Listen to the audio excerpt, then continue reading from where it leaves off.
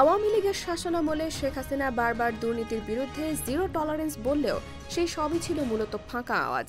কারণ তার মন্ত্রিপরিষদের এমপি মন্ত্রীরাই ছিলেন দুর্নীতির মূল কাণ্ডারি। সিন্ডিকেটের মাধ্যমে চাঁদাবাজি, টেন্ডারবাজি, অর্থ পাচার, জমি দখলের মতো কাজগুলো ছিল তাদের মূল এজেন্ডা।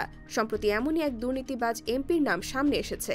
তিনি হলেন কিশোরগঞ্জ ৫ আসনের টানা ৪ বারের নির্বাচিত সাবেক এমপি আফজাল হোসেন। হুন্ডি কারবার করে দেশের বাইরে বিপুল অর্থ পাচার করেছেন তিনি। সাধারণ মানুষের কষ্টার্জিত টাকায় সিঙ্গাপুর, অস্ট্রেলিয়া ও মালয়েশিয়ায় গড়েছেন বিপুল সম্পদের পাহাড়। দুর্নীতির কাণ্ডারি এই আফজাল এখনও অধরা। তবে এবার তাকে নিয়ে একযোগে অনুসন্ধানে নামছে অপরাধ তদন্ত বিভাগ সিআইডি, দুর্নীতি দমন কমিশন দুদক ও জাতীয় রাজস্ব বোর্ডের এনবিআর ও কেন্দ্রীয় গোয়েন্দা সেল সিআইসি।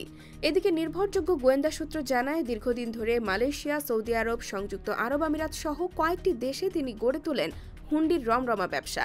এই কথিত ব্যবসার আড়ালে প্রবাসীদের কাছ থেকে বৈদেশিক মুদ্রা সংগ্রহ করে দেশে নিজের এজেন্টের মাধ্যমে প্রবাসীদের পরিবারের কাছে খুব সহজে টাকা পাঠিয়ে দিত আফজালের হুন্ডি সিন্ডিকেট।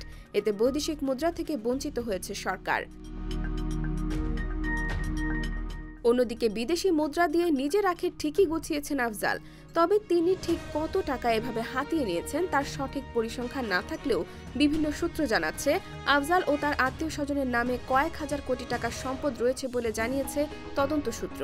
এর মধ্যে আফজালের নামে সিঙ্গাপুরের অভিজাত এলাকায় একাধিক ফ্ল্যাট, অস্ট্রেলিয়ায় বাড়ি গাড়ি ও মালয়েশিয়ায় একাধিক বাড়ি গাড়ির খোঁজ পাওয়া গেছে বলে নিশ্চিত করেছে সূত্রটি জানায়, বিদেশি বিভিন্ন সংস্থার মাধ্যমে আরও তথ্য সংগ্রহের কাজ করছেন গোয়েন্দারা। এদিকে আওয়ামী সরকার পতনের পর থেকেই গা ঢাকা দিয়েছেন Afzal. IBTV USA, new York.